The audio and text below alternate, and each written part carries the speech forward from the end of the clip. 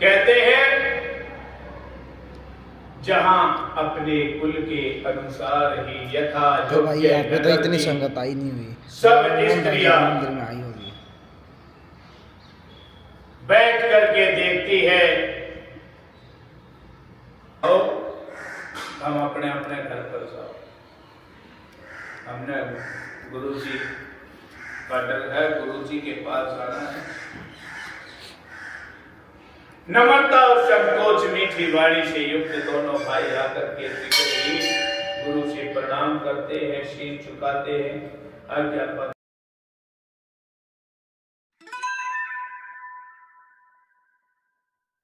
So hello guys, welcome back to my new blog.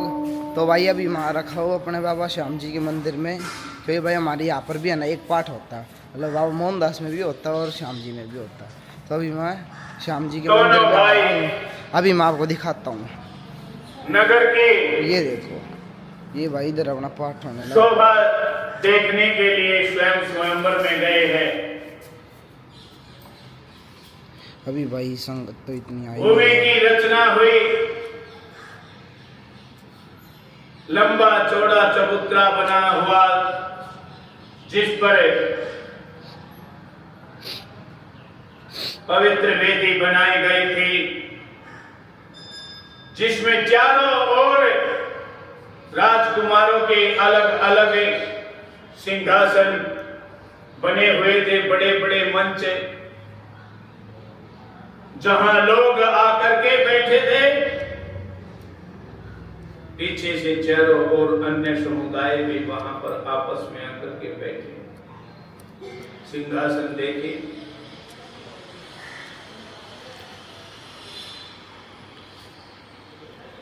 Bharat कथा में कि यहाँ पर शिव धनुष को रखा जाएगा। ये राजाओं के सिंहासन हैं, मंडप की शोभा हो रही है।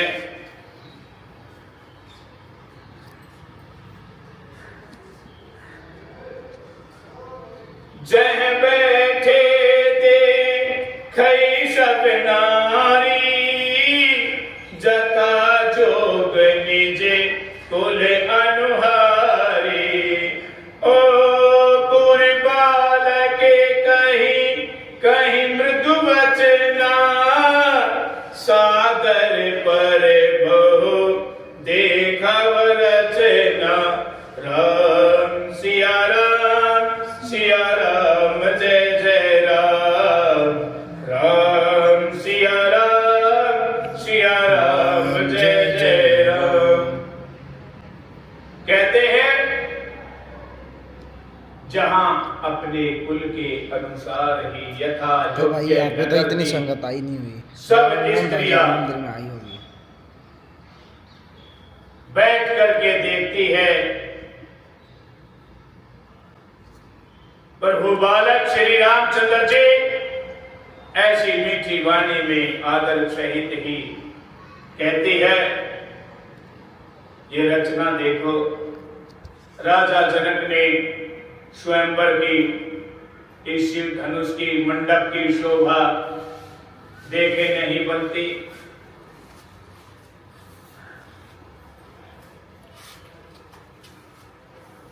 इसी बहाने से समस्त बालक श्री रामचंद्र जी का मनोहर उनका शरीर स्पर्श करते हैं। देख देख करके हृदय में बहुत ही प्रसन्नता होती है, आनंदित होते हैं।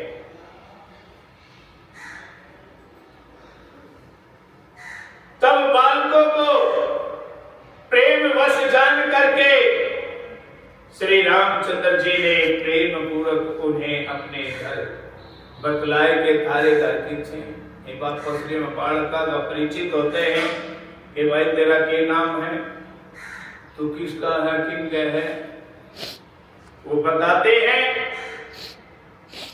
कि तेरा घर कहाँ पर है, तू घर न कहा।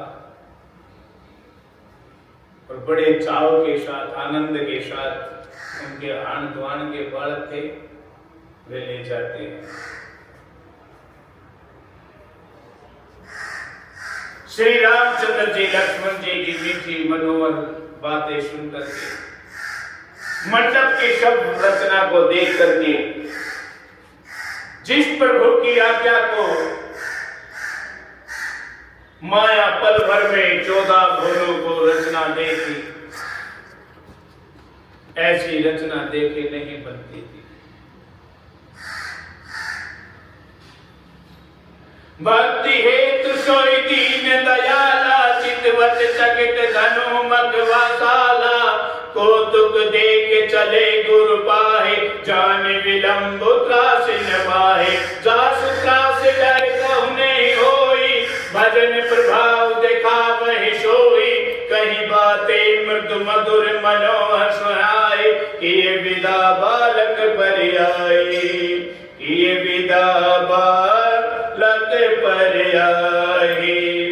सब प्रेम विनीत अति सकुच सहित दो भाई, गुरुपद पंकज नाय सिरे, बैठे आयुष पाई, सियावर राम जय जय राम, मेरे प्रभु राम जय जय राम, करो कल्याण जय जय राम, भरो भंडार जय जय राम, मंगल भुवने मंगल हारी, सर्वसु दशरथ अजर बिहारी, दीन दयाल विरुद्ध संभारे, हरहु नाथ मम संकट हारी, जय सिया राम जय जय सिया राम, जय जय विघ्न हरणे हनुमान। महादेव जी कहते हैं कि हे पार्वती जी,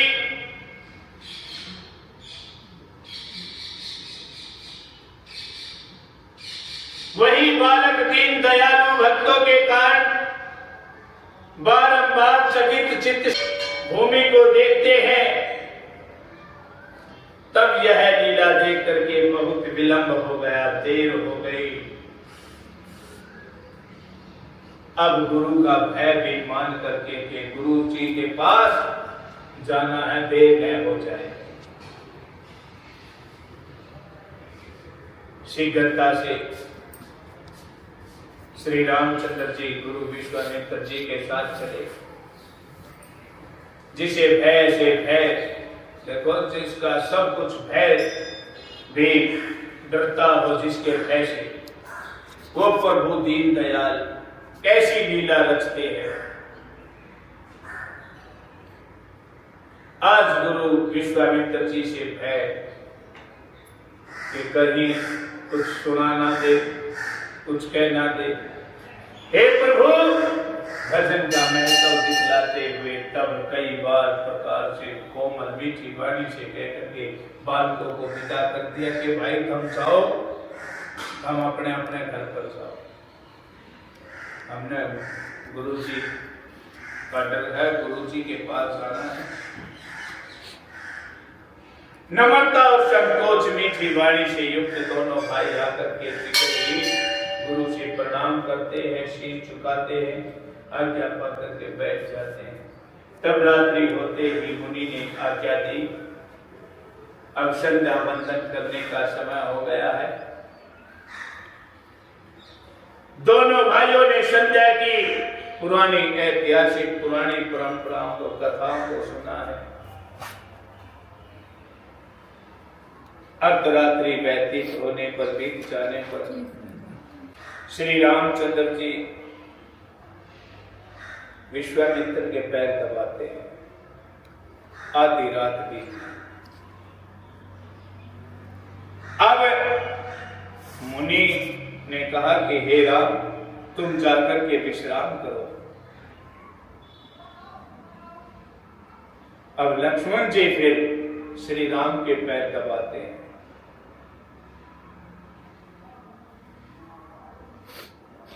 और श्री रामचंद्र जी जब प्रातः काल का उदय हुआ तो श्री रामचंद्र जी से पहले उठ करके पहले लक्ष्मण जी उठते हैं, फिर रामचंद्र जी, फिर गुरु जी उठ करके जब प्रातः काल हुई पूजा के लिए पुष्प वाटिका में पुष्प लेने के लिए गए दोनों भाई। पूजा की तैयारी की। उन दोनों भाइयों ने प्रेम ऐसा विवश कर दिया कि गुरु के चरणों से ही दबाकर अपने बारंबार आ गया।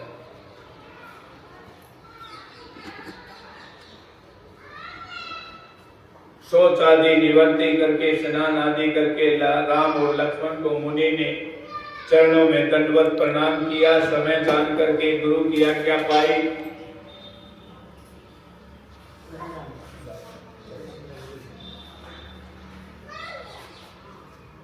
उनकी पूजा किए।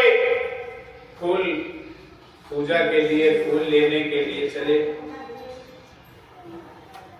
देखा तो राजा ने श्रेष्ठ, बहुत सुंदर, राजा जनक ने सुंदर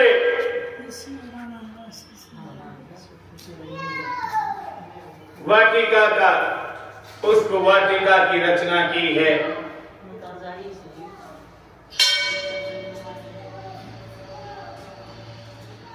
मनोहर वाटिका पर मन को भाने वाले सुंदर वाटिका की रचना की है। पहले घूम फिर कर फूल बाद में तोड़ते हैं दोनों भाई। पहले उस वाटिका को देखते हैं कि तरह तरह के रंग बिरंगे फूल, फल, वृक्षों से, वृक्ष फलों से लदे हुए हैं। फूलों से लताएं वृक्ष लदे हुए हैं। बहुत ही सुंदर मनोहर। उस वाटिका के बीच में मध्य में एक सुंदर सरोवर है, एक मंदिर भी है मां गौरी का। और उसी समय सीता जी भी अपनी सखियों के सहित ही मां गौरी की पूजा करने के लिए वहां पर नित्य रोजाना आती है।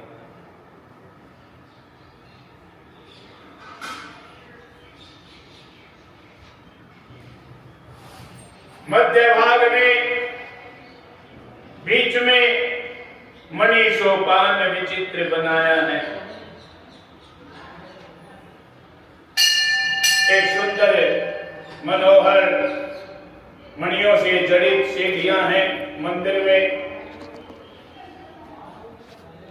निर्मल जल, शीतल पावन पवित्र जल से भरा तालाब है, सरोवर है। भंवरे गुंजार कर रहे हैं। कई तरह के पक्षी कलरव कर रहे हैं। किधर तोता, किधर मैना, किधर कोयल, पपैये, अलग अलग तरह के पक्षियों की चहचहाहट हो रही है।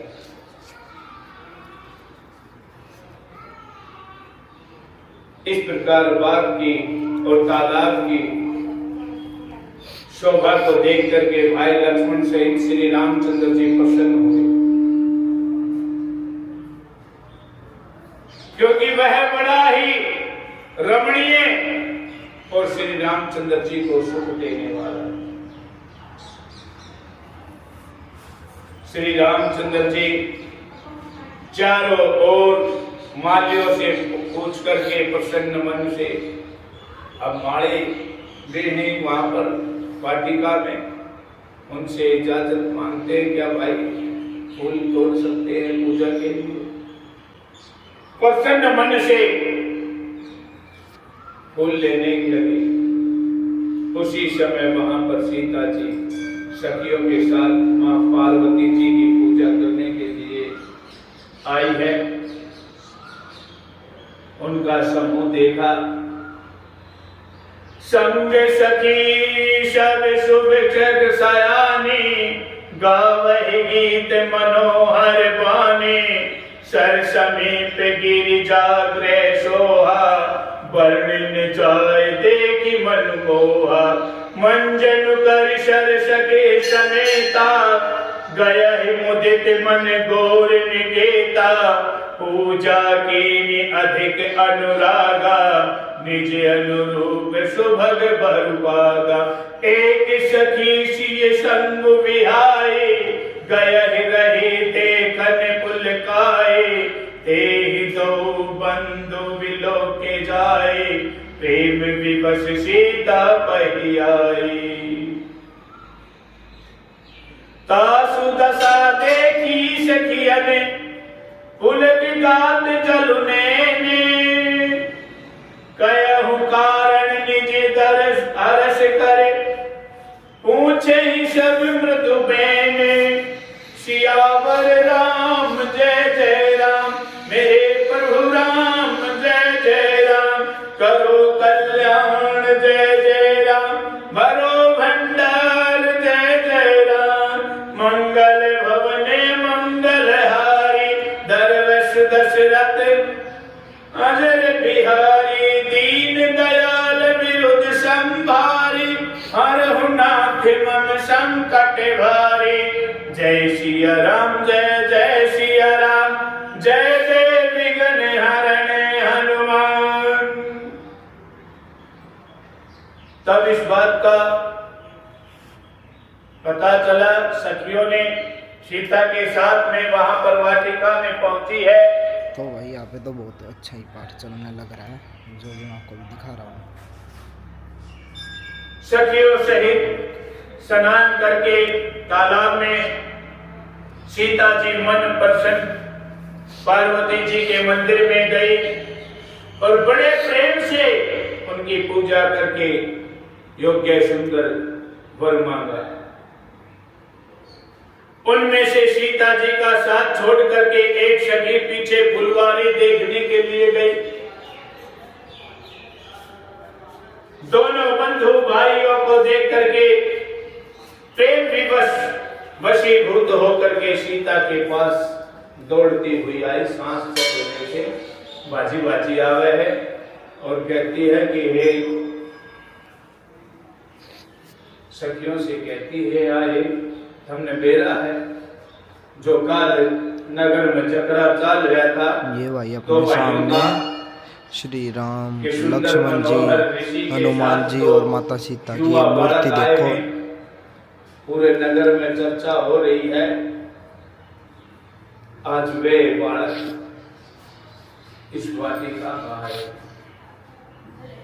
मैं अभी अभी देख करके आई, क्यों न उनको जाकर के देखा जाए।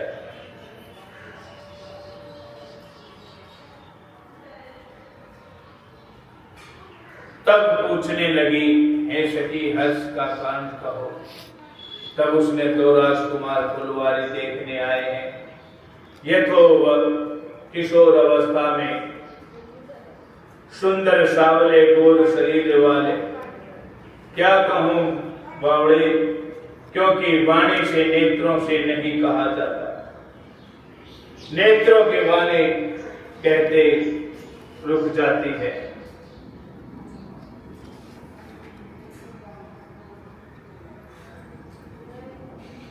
तब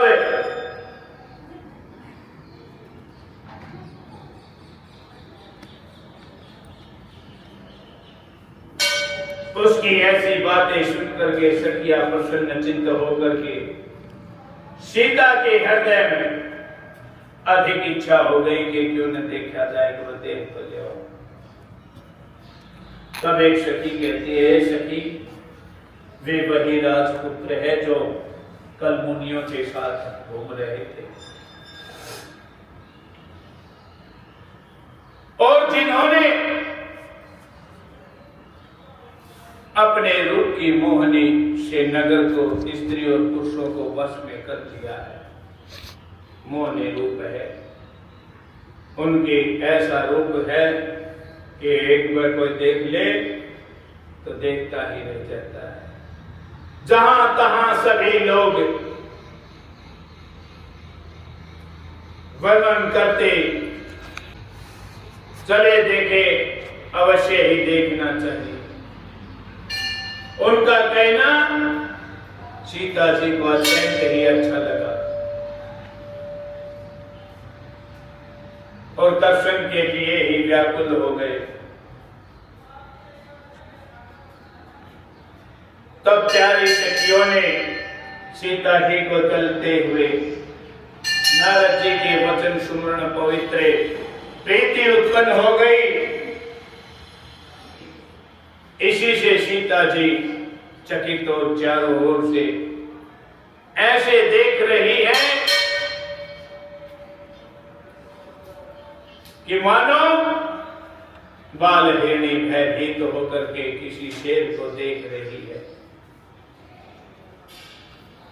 तब आभूषणों की ध्वनि सुन करके, जो आभूषण पहने हुए थे, कंगन पहने हुए थे,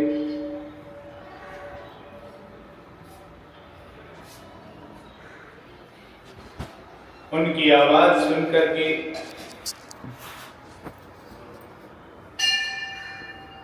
चारों ओर से देख करके ऐसा लगा कि लक्ष्मण ने, श्री रामचंद्र जी ने उस ध्वनि को सुनी और लक्ष्मण से कहा कि हे भाई, यह तो ऐसा जान पड़ता है कि मानो विषव का विजय करने को कामदेव ने डंका बजा दिया हो। जब सीता जी के आभूषणों की ध्वनि हुई तो बहुत ही मन को हर्ष करने वाले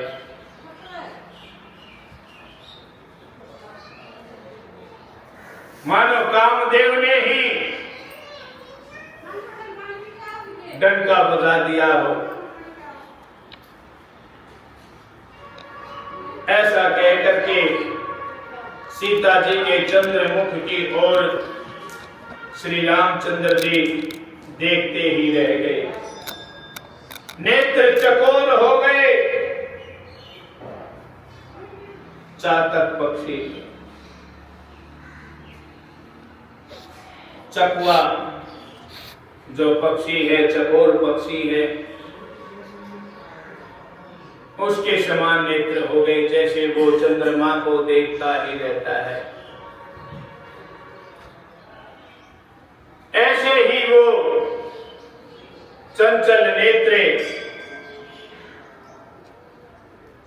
ऐसे ही शीतल हो गए, जैसे संकोच वश राजा ने पल भर में हट गए हो। सीता जी की शोभा श्री रामचंद्र जी ने देखी, सुख पाया, आनंद मगन हो गए, परंतु मुख से वचन नहीं निकलते।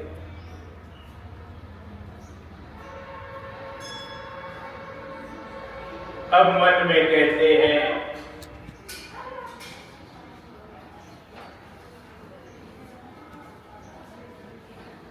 ब्रह्मा जी ने सीता जी को रचने में सारी निपुणता प्रत्यक्ष कर दी है, सब कुछ तो दिखा दिया है,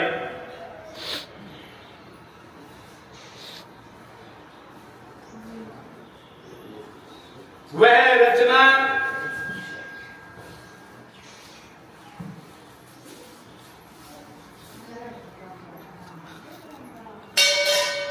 शोभा जो प्रभु ने श्री रामचंद्र जी से देखे,